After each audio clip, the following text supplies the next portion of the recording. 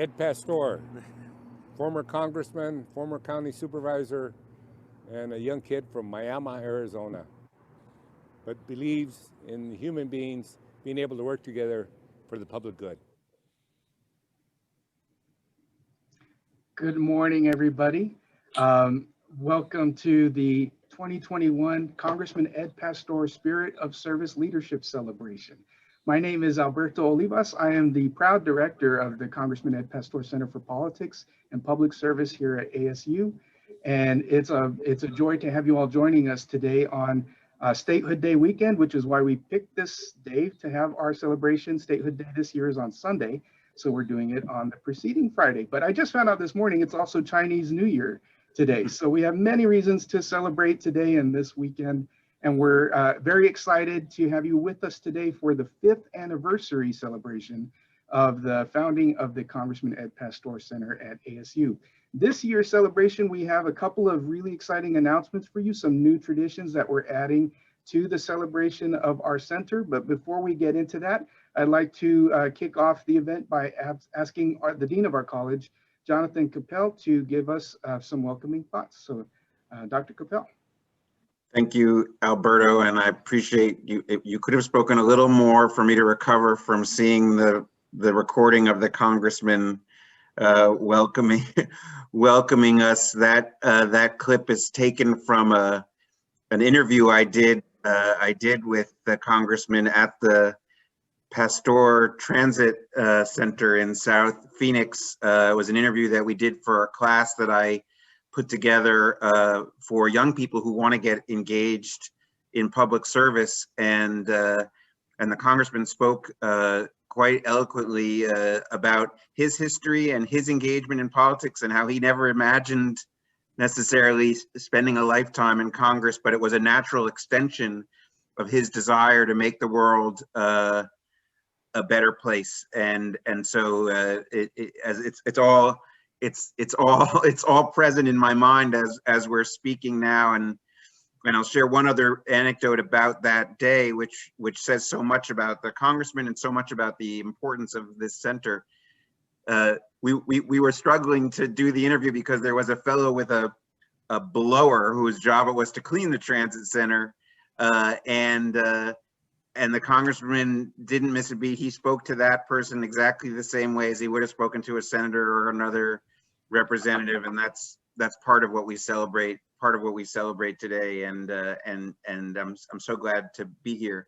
You know, you mentioned that it was Chinese New Year and that it's Statehood Day.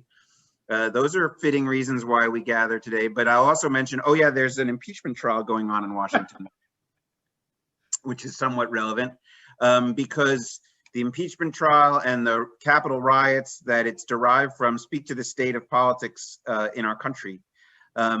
And I don't think you could ever have a more vivid illustration of why you need a Congressman Ed Pastor Center for Politics and Public Service than what's gone on in our country over the last several years. The congressman represents everything that politics should be, and everything that we've lost by evolving, if that's the right word. Probably devolving is a better word, to the state that we're currently in. And so I couldn't be more proud to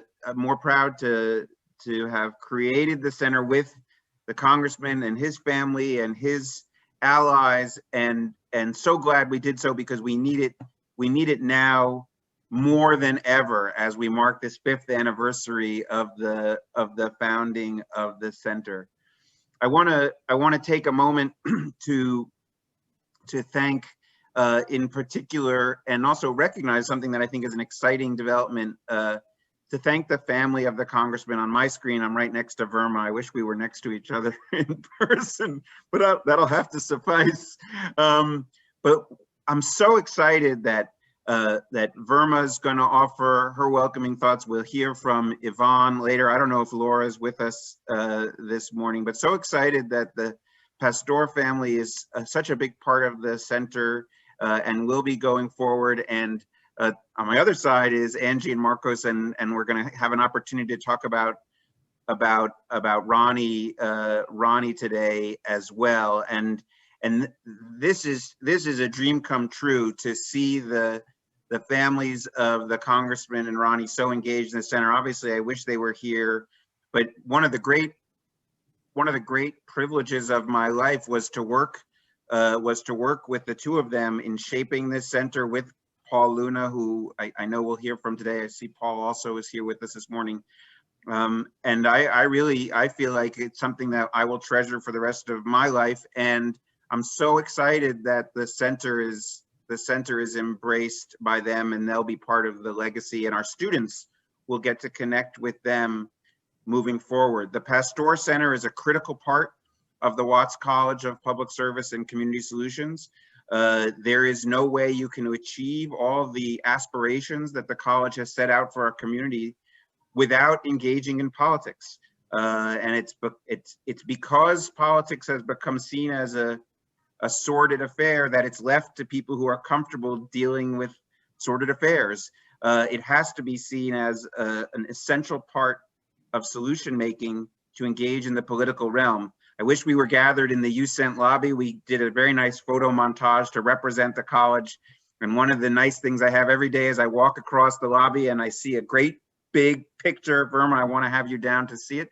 A great big picture of the Congressman's smiling face. I actually think it's a picture from one of these events in previous years. And I think it's important because it shows how central the Pasteur Center is to the Watts College of Public Service and Community Solutions. Before moving on, I don't know, I think we are expecting Representative Charlene Fernandez to be with us. I don't know if she's here, but I wanted to recognize her. I know Regent Duval was expected to be here, but since I just left the Regents meeting to come here, I suspect he's there. Hello, Representative Fernandez. Thank you. I see your message in the chat. Thank you for being here. Thank you for being here with us. Last point I want to mention. I know we have a finite period of time. It is the 5th anniversary of the Pasteur Center. The Spirit of Service Scholars program extends further back. And one of the things that's exciting about programs as they age is that you have the opportunity to really see the impact of those programs. And so what we have seen now is the alumni of the Spirit of Service Scholars program are living the life that they said they would when they applied to become Spirit of Service Scholars, entering politics, running for office themselves, engaging in the community on school boards and other activities. They are showing what this program and what the Pasteur Center was intended to be and what it will be. It will be a launch pad for people, young people who are idealistic and passionate about politics and public service to go out and do great things in our Arizona communities and beyond. And so if you needed proof, if you were skeptical of what this means, proof is now available to you. We are growing future Ed Pasteurs, future Ronnie Lopez's, and that is exciting. And I know that's exactly what both of these inspirational figures wanted. That was the whole point of this center, and we are seeing it unfold in real life. And we get to welcome a new cohort of Spirit of Service Scholars today. Alberto will introduce them later in the program. But it is always exciting when a vision comes to life in front of you, and that is really something to behold. So I always feel particularly sensitive about talking too long because I'm afraid that the ghost of now Ed Pasteur will come out with the maracas behind me and dance me off the stage. And that's certainly true when my job is to introduce the Verma Pasteur, who is a dear friend and a fellow traveler in this journey. And as I say, I'm sorry that we're not all together, but she is, as everybody on this call knows, she is as much a visionary, as much a leader, as much a formative influence in our community as the congressman, and it has been a great pleasure to see her engage in and make sure that this center does what it's supposed to do, to hold us accountable in the last several years. And so I'm excited to turn the microphone over to Verma on this 5th anniversary of the Pasteur Center, and I'll leave it there, Verma, and let you take it away. Thank you, Dean Capel and Olivas. Watching that little introductory video really touched my heart, and it's such a beautiful day, and I'm glad we're celebrating. On behalf of the Pasteur family, thank you for joining us on this annual celebration of the legacy of my beloved husband, Congressman Ed Pasteur, and for his desire to also continue his vision for a center that would encourage and prepare young people to embrace public service as a key solution to our shared challenges. We are excited, very excited, to mark this 5th anniversary of the Congressman Ed Pasteur Center for Politics and Public Service with the amazing accomplishments of its students. You'll hear more of their accomplishments later. I'm sure my husband would be proud that the vision he created, along with the support of his friend and supporter Ronnie Lopez, continues to provide opportunities for so many students and community members. We appreciate as well the support of so many elected officials, community leaders, and of course our sponsors, whose resources have created great strides towards a centered vision in Arizona. Everyone is helping to ensure that his work will continue for many years to come. I know we can agree we need young people to be informed and involved now more than ever to continue the democracy of this country. Thank you for your support and hope to see you again next year. Thank you so much for those remarks, Mrs. Pasteur.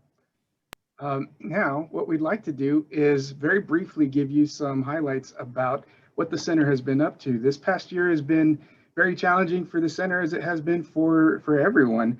But in spite of all the challenges that we've had to adapt to the new realities of how we work and how we engage with students, we've got some really great accomplishments that I'd like to present to you by way of helping bring some inspiration and some celebration into some great things that happened this past year, particularly centered around the past fall elections. So for starters, I'd like to recognize that last spring, right when the COVID restrictions were taking place, I was a little worried whether we were going to be able to conduct our regular Ed Pasteur Civic Leadership Medallion ceremony, but we had many students apply in the midst of trying to figure out where they were going to live and how they were going to go to school.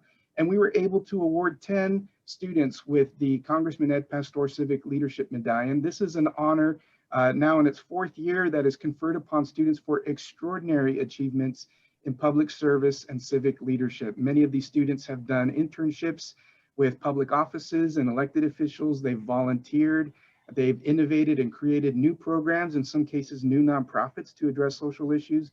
They're truly amazing students, and I wish we had time to tell you the story of all 10 of them, but we celebrate them, and many of them continue to be meaningfully involved on our campus. Others have graduated and have moved on into careers in public service since this time. Our Student Civic Coalition has done amazing things, frankly, over the last several years.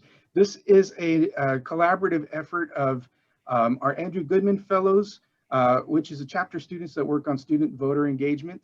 Changemaker Central, representing all of the student clubs and organizations on all of our campuses, and student government represented by Associated Students. So the collaborative effort represented by the coalition is a way to try and ensure that these organizations are not competing with each other, but are actually supporting and reinforcing each other's efforts to not just register students to vote, but to get them informed and to create a culture where the expectation is that students participate in elections. Some key accomplishments this past fall semester, the coalition collectively was able to register over 1,600 students to vote using our TurboVote platform, which is about a 400% increase compared to previous years. Our Andrew Goodman Fellows in particular have worked very consistently with the Secretary of State's office, Katie Hobbs, and County Recorder Adrian Fontes at the time, to impress upon them the need to do things to address some of the issues that students face as voters. And so they were able to get voting centers on our campuses. They were able to have the Secretary and the County Recorder present online to some of their meetings and online events, and just engage students one-on-one on issues around voting and elections. As a result of their efforts, in the top right corner, those two students, Cyrus and Aisha, were invited by the Secretary of State to serve on her Voter Outreach Advisory Committee, and they're the only students to serve in that way. So we're very, very proud of what the Andrew Goodman Fellows have been able to do and continue to do. They also secured a partnership with Campus Housing and trained all of the CSAs. Those are we used to call them RAs, the student workers that run the dormitories. They were all trained on how to register students to vote and how to support their residents of the dorms that either wanted to register in Arizona, or if they were out-of-state students, they could either register in Arizona or in their home state. So we thought that was a great accomplishment. Our newest Andrew Goodman Fellow, one of our newest Andrew Goodman Fellows, Olivia Miller, helped us secure a partnership with Sun Devil Athletics, in which we were able to train all Sun Devil Athletics employees and all student athletes at the beginning of the fall semester. We trained and oriented them about voter registration and voting, and many of them engaged with us in efforts to raise awareness through social media and through events to impress upon their fellow students the importance of registering and voting. Also, as a result of that, over 400 student athletes were newly registered to vote this past fall. Finally, because of their efforts, our Andrew Goodman Fellows were featured in a new national publication, the inaugural issue of Public Service Review. This is a journal published by the Stennis Center for Public Service that focuses on successful youth-focused civic engagement projects. And our Andrew Goodman Fellows were prominently featured in the inaugural issue, and we're very, very proud of that. Another project we like to highlight is our partnership with Opportunities for Youth. OFY is an organization, a coalition that provides services and outreach targeting opportunity youth, which refers to young people that are not in school and they're not working and typically need a lot of support services. We were able to secure grant funding to launch this project to target opportunity youth and engage them as first-time voters. We hired 12 young outreach ambassadors that you see pictured at the bottom, and trained them, oriented them on voter registration and elections issues, and coached them as they developed their own outreach strategies, projects, and events. They were immensely successful. Thanks to the support of Opportunities for Youth, we were able to craft and push out voter registration messaging that reached over 33,000 people across the Valley. Our youth ambassadors directly contacted and worked with over 9,000 youth in the Valley to do not just voter registration, but have events like ballot marking parties where they walk people through each section of the ballot and help them figure out how to make up their minds on all the decisions and options presented to voters by using official election information sources. We focused particularly on congressional districts 3 and 7, since those have tended to have the lowest voter registration rates in the past several years. And in this past election, we saw for Congressional District 3 in the West Valley in particular, an increase in voter participation. The turnout rate increased by 22 percentage points, which is pretty astonishing. Now, clearly we can't claim ownership of all of that increase in voting, but I'd like to think that our efforts made a meaningful impact in that increase in voting in that West Valley district. Finally, for the Pasteur Center update, I just wanted to touch on some of our key external partnerships with organizations like the Stennis Center for Public Service. They reached out to me and invited me to serve on their editorial board for the Public Service Review, and I accepted with the support of the dean. So I'm proud to represent ASU and the Pasteur Center working with the Public Service Review moving forward.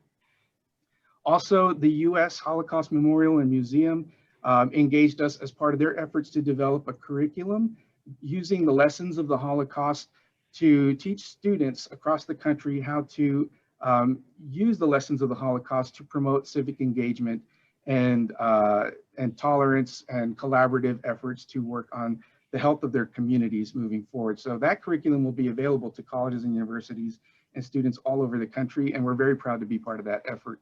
The Secretary of State's office, Katie Hobbs, also reached out to us and engaged us in ongoing efforts to figure out strategies to help voters renew their help reinstill confidence among voters in the fairness and integrity of our elections.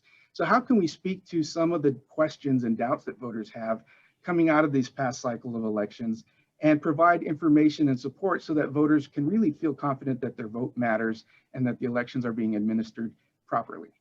The Vox Populi Foundation, we're in year 3 of a partnership with them and the Morrison Institute to study barriers to student voting and voter participation. We're very excited now. We're just about ready to present findings from that study process, in which included focus groups and surveys. And the next round will involve engaging educators and elections officials and others on strategies to continue to promote and build on the momentum of youth voter participation that we've seen in the past year. And lastly, we continue to work with Maricopa community colleges as well to help augment and support their civic engagement projects in the 10 community colleges across our valley. The dean already stole some of my thunder about our signature scholarship program. And I will add on to that. So our Spirit of Service Scholars is in its 11th year. Every year we award 11 scholarships, and you'll see this year's students highlighted as we scroll through here. You'll notice that they're from all different degree programs from all of our campuses, including ASU Online. The common thread among them, despite the variety in their academic fields, is their devotion to public service and advocacy. So in our program, our students work together and we bring in public officials and practitioners to help them gain practical skills for engaging the public, raising awareness about key issues, and helping get people to know how to become involved in a very tangible way. So working with us and with our speakers and presenters and their mentors, our students work collaboratively to figure out how can we form coalitions. How can we work with people that we may disagree with to work through our differences and use our common ground interests as a basis for collaborating and partnering? Within our Spirit of Service Scholars, we have some designated scholarships that have particular distinction and honors. The first of these is the Deborah Friedman Scholar. This is a scholar designation named for the previous dean of the college, the late Deborah Friedman, who started the Spirit of Service Scholarship Program. This scholar is awarded every year to a student in public administration or public policy who has really worked hard to promote student political engagement. And Alexis Salmon is a perfect embodiment of that. So congratulations, Alexis. Next, we have the Zimmerman Scholar. This is a designation named for Gabe Zimmerman, who is an ASU social work alumnus who went on to work for Congresswoman Gabrielle Giffords and unfortunately, tragically, was killed in the line of duty working for the Congresswoman in that terrible 2011 shooting. So we designate a scholar in his name every year for a student of social work that, like Gabe, has really dedicated her studies and her work to promote the interests of public service and justice. So we're very proud to name Tiffany Thornhill as the Zimmerman Scholar for this year. I just want to interrupt for 1 second on that because I know that I saw in the participant list that Ross Zimmerman, Gabe's father, is with us as he is every year. I don't know Emily. I don't know if Emily Nottingham, Gabe's mother, is able to be with us this year. I didn't go through the list quickly enough, but I'm really pleased that Emily and Ross have been steadfast participants in this. Gabe Zimmerman is somebody who I didn't know, but I feel like I almost know him, having heard so many moving tributes to him and descriptions of him. It couldn't be more fitting that the Gabe Zimmerman Scholar is a centerpiece of the Spirit of Service Scholars program, and we appreciate the Zimmerman family's support for this and continuing connection to the program. It means a great deal to us. Yes, thank you, Jonathan, and thank you, Ross, for joining us for this. He was very excited when he learned about Tiffany as this year's scholar. Next, the SRP Scholar this year. The SRP Scholar designation goes to Trey Nillis, who is being recognized for his focus on public administration and working on cross-sector collaborations in the interest of the public. So that is the designation for SRP every year, and we're very proud of Trey for being the named SRP Scholar this year.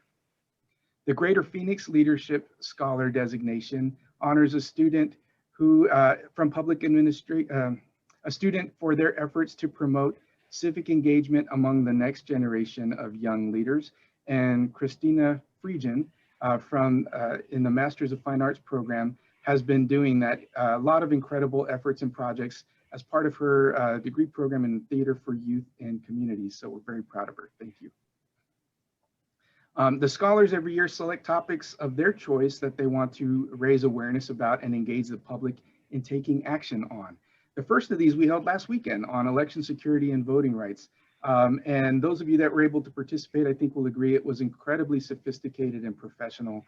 Each of these seminars is designed to be encompassing of a wide range of perspectives and viewpoints and help point participants to taking action in very concrete and specific ways. The remaining seminars coming up, the next one's in a couple of weeks, is on the role of youth in public policy.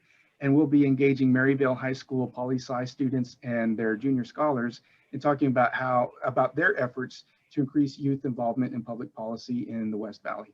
And our third and fourth topics, as you see, are on access to healthcare and affordable housing. So our students take on tough topics and they bring in some really key speakers and presenters and provide some really practical hands-on, what can you do, what do you need to know about it, and what can you do about it. So we're really excited about this series of seminars.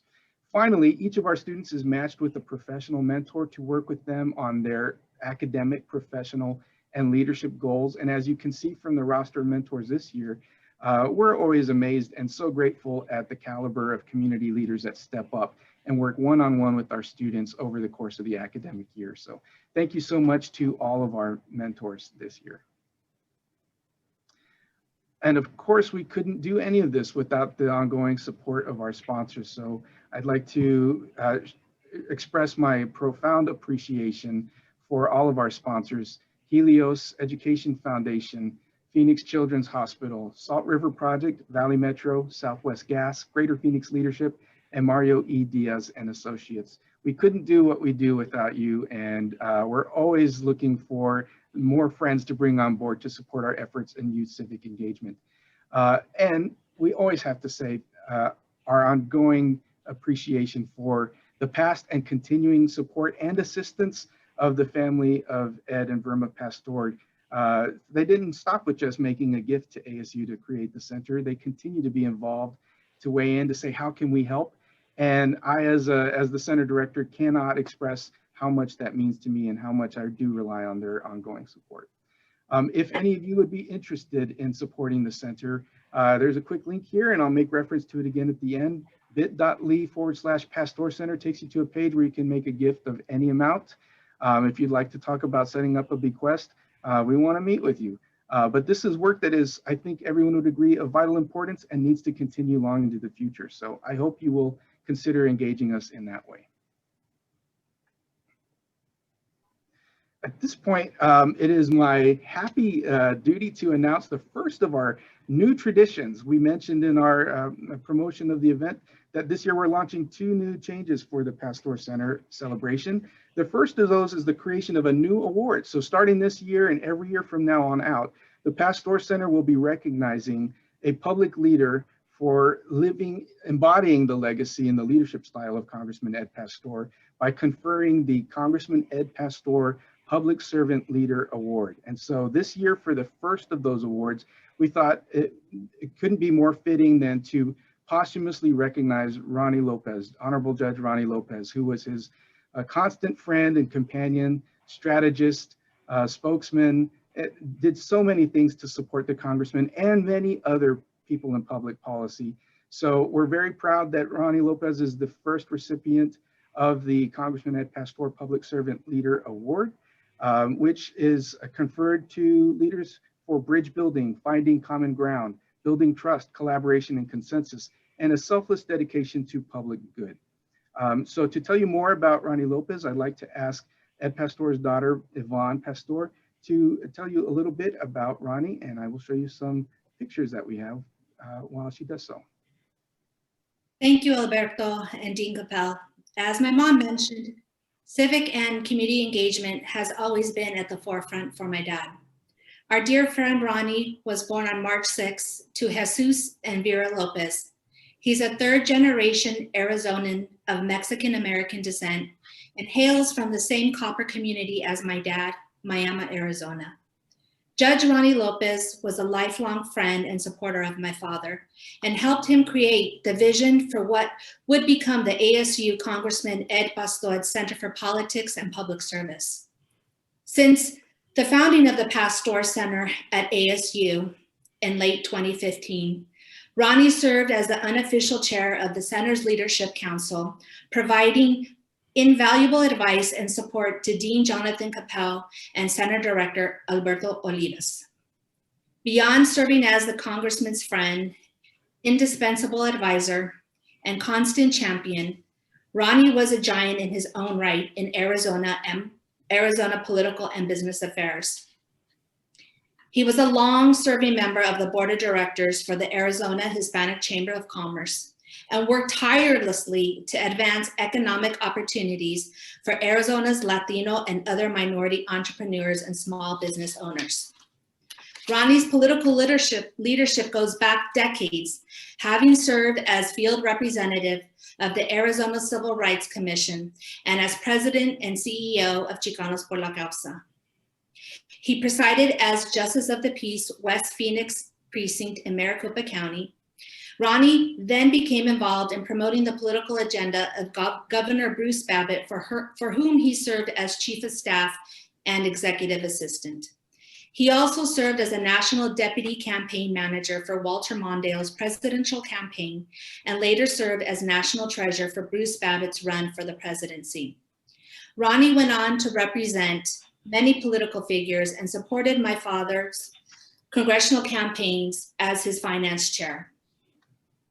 Ronnie served on numerous boards and commissions, including his beloved consulting business, Phoenix International Consultants, Copper Point Mutual Insurance Company, Bank of America Arizona Director, Southwest Student Loan Services Corporation, Arizona Student Loan Finance Corporation, Director of the Congressional Hispanic Caucus Institute, and Senior Advisor to the President of the Arizona Hispanic Chamber of Commerce on Policy and Business Development.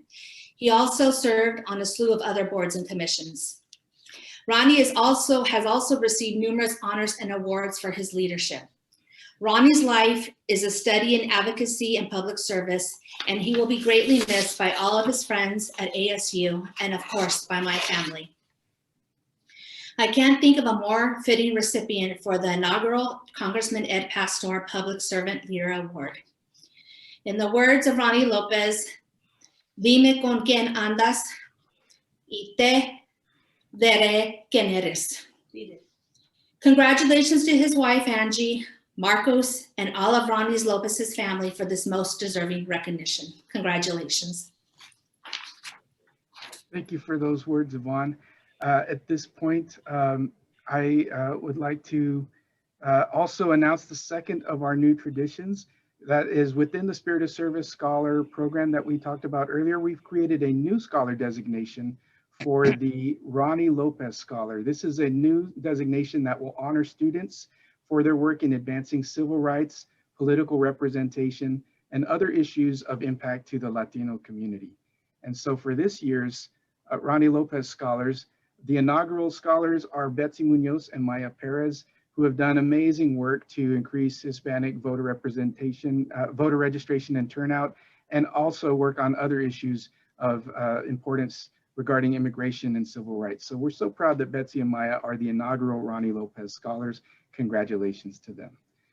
At this time, I would like to turn to Ronnie Lopez's wife, Angie, to give us some remarks in receiving the posthumous award on behalf of Ronnie. Dean Capel and Alberto, thank you. It is truly an honor to accept, on behalf of my dear husband, Ronnie Lopez, the first Congressman Ed Pastor Public Servant Leader Award. And here it is, it's gorgeous. It's just beautiful. Crystal. Thank you very much. We are so moved, honored, and humbled by the beautiful legacy you've bequeathed our family by creating the Ronnie Lopez Spirit of Service Scholarship. Thank you to the leaders, staff, and students of the Ed Pastor Center for Politics and Public Service. It is with respect, gratitude, and love that I thank the Pastor family. If Ronnie were here making these remarks, he'd probably start by telling a joke or some funny story, something that made everybody laugh and put them at ease. That was one of his most endearing qualities. But as his designated straight man, I never developed a skill for telling jokes. In fact, today I might even be emotional. So if I am, please bear with me. Thankfully, I have my wonderful son, Marcos, with me for backup and moral support. But this is truly a happy occasion for sure. I remember when Ronnie and the big guy, that's what Ronnie called the Congressman, first talked about creating a program that would help young people, especially Latinos, to discover their passion for politics and public service. They wanted to provide resources and information that deepened students' understanding of issues they cared about. And they wanted to teach the practical skills needed to make a difference in their communities. I believe the Congressman would be incredibly pleased with what you've done to make his vision a reality. And I know Ronnie would be extremely honored to receive such recognition. This award is especially meaningful because the two men shared such a passion for activism, bridge building, and mentoring. A lot of people have asked me how Ronnie got involved in politics. He was drawn to it because he wanted to be a voice for those who didn't have one. Growing up in the copper mining town of Miami, Arizona, he lost his father when he was 6 years old. His mother worked cleaning houses, rearing 3 boys, and somehow she managed. But even as a boy, it bothered him to see her labor so hard and gain so little. Over time, he started to see how many other families and workers struggled too. I think this stirred something in him that made him want to speak out for the little guy, especially the poor and disenfranchised. Like the Congressman's early years as a teacher, Ronnie's first job investigating alleged labor practices launched a lifetime commitment to improving the lives of others through political advocacy and public service. They achieved it in different ways, but they both understood the art of compromise and the value of bridge building. Ronnie's success in bringing people together was because he truly never met a stranger. He used his natural-born gifts of hospitality and humor to get to know people and understand issues. Congressman Pastor was the same. They each forged lifelong relationships built on trust and respect, guided by the belief that getting power is one thing, how you use it is another. Ronnie always said, problem solving in business or politics was like playing chess. He loved the challenge of connecting different players with different agendas. When he could make introductions, find mutual interests, or raise money, he was at his best. But contrary to his outgoing nature and flair for storytelling, Ronnie was a humble person. For him, the most satisfying part of his work was moving the chess pieces for the good of the cause. Ronnie credited his success to the many opportunities he was given to stand on the shoulders of giants, people like his mother, Vera Lopez, Governor Bruce Babbitt, Congressman Ed Pastor, Alfredo Gutierrez, Rosie and Joetti Lopez, to name but a few. He was grateful for the people who had gone before him and motivated to pay it forward by mentoring the next generation. For example, when Ronnie served in the governor's administration, he helped open doors to members of the Mexican American community so that more people could serve on state boards and commissions. We were so proud of Danny Ortega, who, as chairman of the Arizona Industrial Commission, established regulations eliminating the infamous short-handled hoe. For those who may not know, the short hoe was an inhumane tool that forced farm workers to work bending down and caused serious disabling health problems. Having worked for the Arizona State Civil Rights Commission himself, Ronnie was thrilled with Danny's success. And that's just one example of many others Ronnie took under his wing. In closing, I believe the modest beginnings Congressman Ed and Ronnie shared growing up in Miami helped create two humble men dedicated to something much bigger than themselves. Deep in his heart, Ronnie felt he had a moral and social responsibility to be a voice for those who had none, a champion for the marginalized among us, and a pathfinder for the leaders of tomorrow.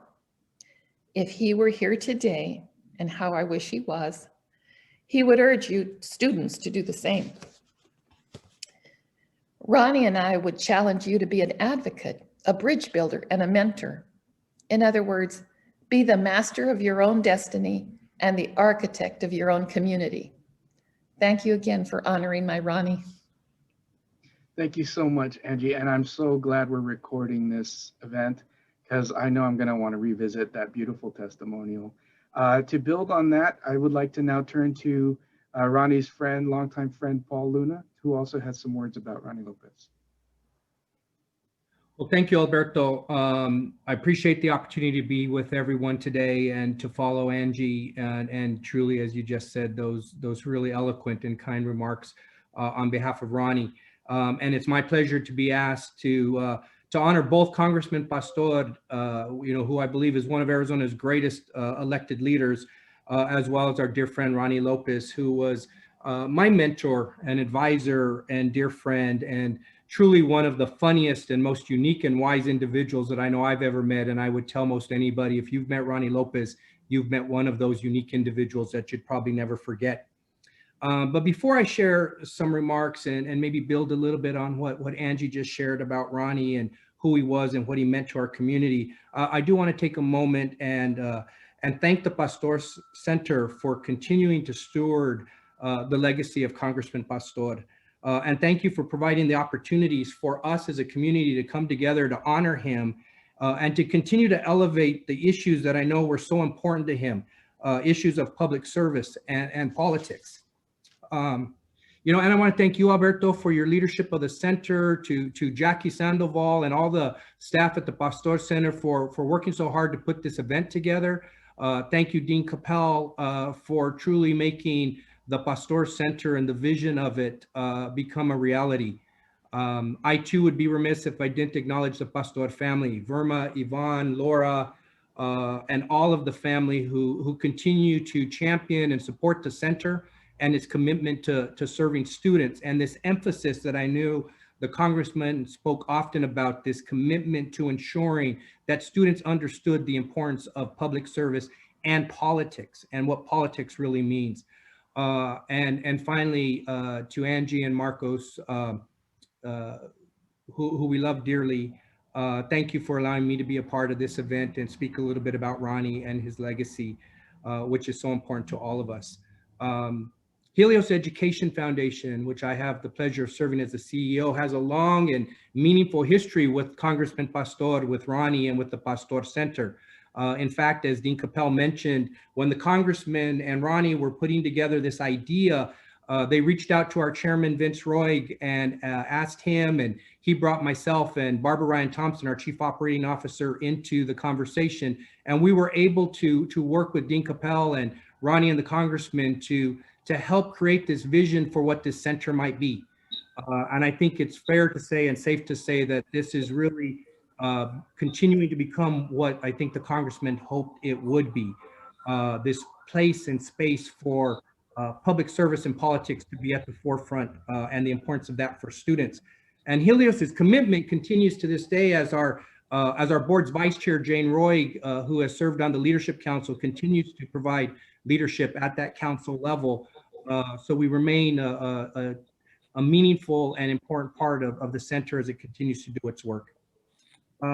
So what do you say about Ronnie Lopez, who is hard to sum up in a couple minutes? And I know his compadre and my compadre Joe Anderson and I have been asked to share a little bit.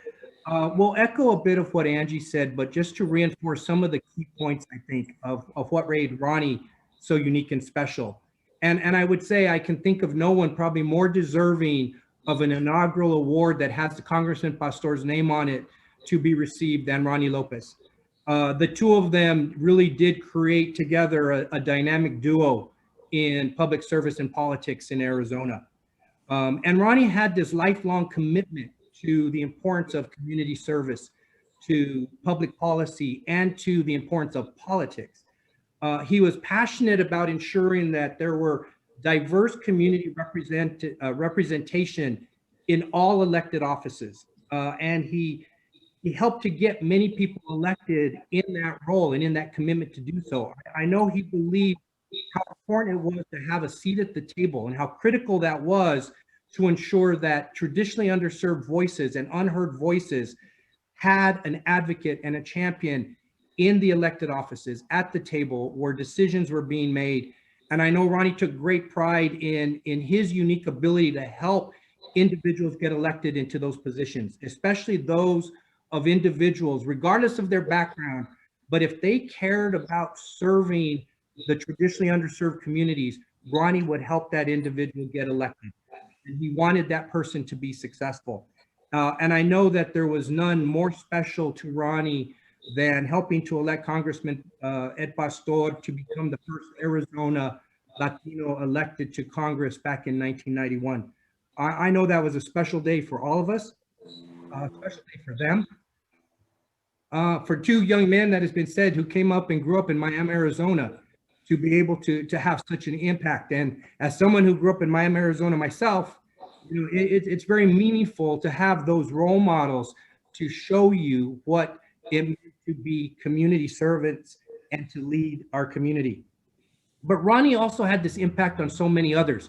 You weren't important to him just if you were an elected official. Ronnie really captured communities and captured so many different individuals, and he pushed and championed especially young people to get involved in the community in a meaningful way. And in that manner, he served as a mentor to so many in our community. And I know I benefited from his mentorship, coaching, and his guidance, but he really helped to cultivate individuals who focus on being leaders in our community. And I know for many of us, that's why we called Ronnie leader, because he was our leader and he helped us to promote others to be leaders as well. Ronnie also had a strong commitment to students. And I think that's what makes this award so special to him, is he did believe in the transformational power of education. Ronnie believed that it was through education that our community would be better served, that our communities would get the power, the influence, the economic vitality that we knew that we wanted. And he was committed to that. You know, there's another special commitment, connection between Ronnie and the work at our foundation, because as Yvonne mentioned in the bio, Ronnie served on the Southwest Student Services Board, invited by our chairman, Vince Roy, to serve on that board. And he was one of those visionary leaders who helped to create Helios Education Foundation through that conversion, because he believed that there could be an entity like ours who could ensure that there was that continued voice for students and communities and families that maybe didn't have a voice in the education system. And Ronnie and our chairman and many others had that vision for what this organization could be. And I know he took great pride in our organization, and he felt very much a part of it. And we continue to try to adhere to what we knew Ronnie, and that influential leader that he was, would want to see our foundation do. So I, like many others, am grateful to have known Ronnie Lopez, to have been in his family and his circle, to have had my life impacted, just like so many others that he have impacted. And in closing, I just want to acknowledge what I think is most important, is that both Ronnie and the Congressman uniquely changed our state and our community. They made it better for so many of us to be able to stay engaged and be involved and help improve our community. And that is an impact and a legacy that we should always continue to recognize and celebrate. one that I'm proud that many of us are helping to continue that legacy. And I just want to thank the Pastor Center for recognizing Ronnie with this special award, because it is meaningful and significant and something that we will celebrate. Thank you. Thank you so much, Paul. And now I'd like to ask Ronnie's friend Joe Anderson to say a few words. Alberto, thank you. Dean Capel, thank you very much for inviting me to speak. Well, I'm the alumnus of ASU, so it's always fun to participate in things supporting ASU, but it can't get any better than talking about my two dear friends, Ronnie and the Congressman. A few words about the Congressman. You've all heard all of it, so I'm not going to certainly repeat that. I'll talk a little bit about my relationship with the Congressman. I got to know Ed from a business level when he was at the Board of Supervisors, and I was an assistant director for the Department of Economic Security, reaching out, doing programs in the underserved communities. And I got to work with the supervisor, then later Congressman Pastor, on issues relating to the homeless and relating to access when I became its deputy director, which were two passions of mine and also of the Congressman. It was as people said, it was an honor for me to be a member of the Congressman's first campaign for Congress in 1991 with Danny Ortega and many others, Ronnie, obviously. As you know, the Congressman had a brilliant mind and an ability to, through his humor and his strategy, to move things that people said were unmovable. And he did that for our state and our country. About Ronnie, I got to know Ronnie when he joined the Babbitt administration. When I moved over, became the deputy director of the Department of Administration. We had daily interaction almost between the governor's staff, and Ronnie and I met many, many times, helping to support Ronnie in his mission as at first as executive assistant to the governor in fulfilling his commitments to the community that he had come from. My business relationship at work with Ronnie also became a personal relationship. Ronnie is the godfather of my son, Jake. And I'm proud to say that Ronnie used to say I was his first white compadre. Yeah, I can recall my mom and I spending many enjoyable evenings with Ronnie and Angie at Christmas Eve, sometimes New Year's Eve, also with Vermita and Ed, celebrating those holidays with tamales and sometimes menudo at Ed's place, tequila and a little bit of tequila, Don Julio. And my mother liked a Grand Marnier, and we'd sit at Angie and Ronnie's table. Later on, my wife, when my mom passed away, Mary and I got married, and she became part of our traditions. And we really introduced Mary to tequila, boy. Anyway, a lot of fun. One of the last trips Ronnie and Angie took with Mary and I and our friends Benito and Rosa was to Cuba, and we had a hell of a time. We traversed that entire country, getting to understand its culture and its history. Congressman Pastor had also had very strong ties to Cuba. He voted every year against the embargo of Cuba, and we went with Ed to Cuba and met some really outstanding people. But our trip with Ronnie, it was when President Raul Castro was stepping down, and we kind of thought if we could get to Havana in time to get to Parliament, we could get Ronnie to become the new president of Cuba.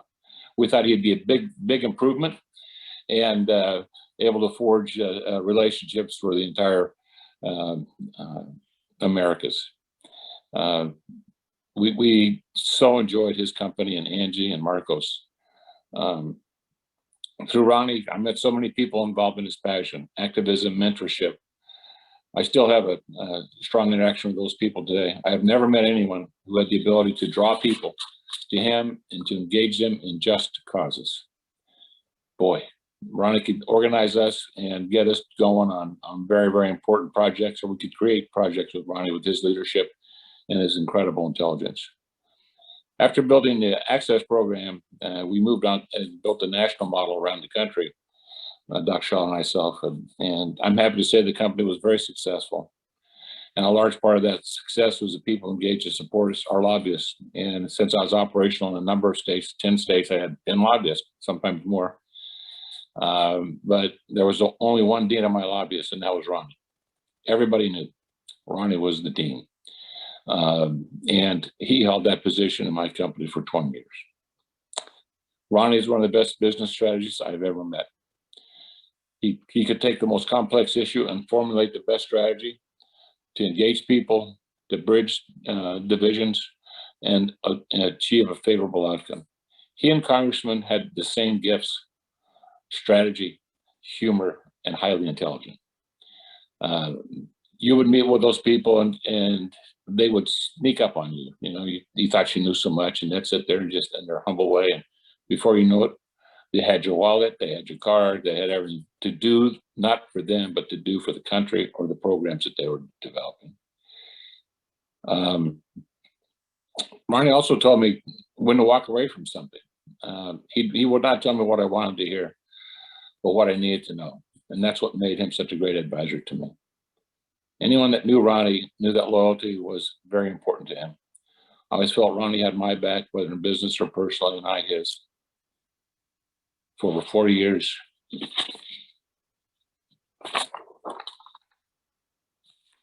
The Lopez is the main a part of their extended family.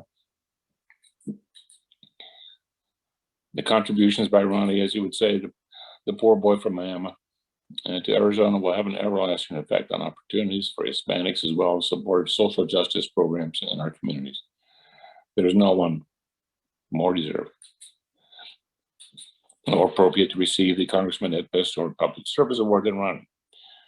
The Anderson County Foundation will be making a donation in support of these programs. I want to thank you all. Peace and adelante. Thank you so much, Joe. Thank you, Paul, and especially thank you, Angie and Marcos.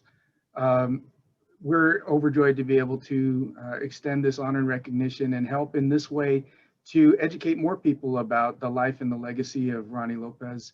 And hopefully by our students are joining this event as well, inspire them to live the kinds of lives of public servant leadership that will leave as long and as much of an impact as Ronnie and Congressman Pastor. Thank you all so much for your touching words. I'm cognizant that we're closing out at the end of the hour, so let me ask the Dean to also share some very brief thoughts about his friend Ronnie Lopez.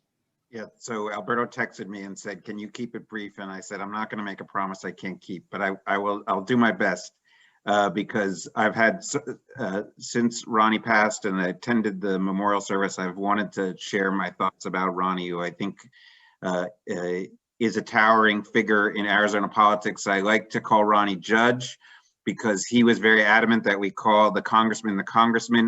But I've since realized that Ronnie didn't need to be called Judge because the title Ronnie is recognizable enough. You can't say Ronnie to anybody in Arizona and you don't need to say anything else. Ronnie is just Ronnie. Everybody knows who you're talking about. And I think that the remarks that have been made have already been very, very meaningful, and I don't want to repeat them. I do want to make one point, and especially for our students, as Alberto just said, one of the points that I think is incredibly important about the legacy of Ronnie Lopez and his partnership with Ed Pastor, which is, yes, politics is about idealism, it's about motivation, it's about commitment to the community, it's all the things that have been mentioned before, but it's also serious business, and it requires tactical thought to play that game of chess that was mentioned before, and it requires the acquisition and exercise of power. There's nothing wrong with that.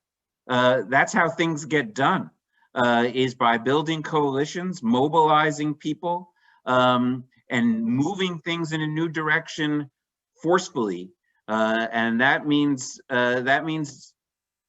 playing the game and playing it hard. It doesn't mean being disagreeable. It doesn't mean being unfriendly. Obviously, the Congressman and Ronnie were two of the most friendly, fun people you'd ever have an opportunity to spend time with. And I can't go to the Biltmore anymore without walking by that lounge and wanting to go over and sit with my friends and have a drink after an event. But both the Congressman and Ronnie understood that if people were going to have power who had been excluded from the game for most of recorded history, they were going to have to play the game just as hard, just as seriously and just as ferociously as the people who had been excluding them. And that's the story. That's the story of Latino empowerment in Arizona. Power isn't given to people; it's taken by people who are not represented. And I learned a lot about that history. One of the things that we're excited about moving forward with is to build out the history of Mexican American participation in Arizona politics as part of the legacy of Ronnie Lopez. And I learned so much from Ronnie and the congressman. Even Angie told the story of the short-handled hoe. The congressman explained to me how that leads to the governor's recall and launches countless political careers for Latino community activists, and was an important part in our state's history. So I want our students to understand that that's an important piece of this story. Another point related to that is that business and money and finance can't be left out of the equation when we're talking about power. And Ronnie wasn't afraid and was equally skilled in that universe as he was in the political universe. And that's part of how people gain power and influence, because the two, whether you like it or not, the two go hand in hand in our society, and you can't make change if you don't understand how money flows and why money flows where it does. And Ronnie was never afraid to be in that universe and to use his understanding and sophistication in that universe to advance the fortune of people, again, who are excluded. And so let me close with just a personal thought, because having said all that, Ronnie didn't give his trust easily, because he was very protective of the people he was serving and very protective of the legacy of the big guy, as Angie said. And so a lot of people mark their achievements with plaques on the wall and degrees and things like that.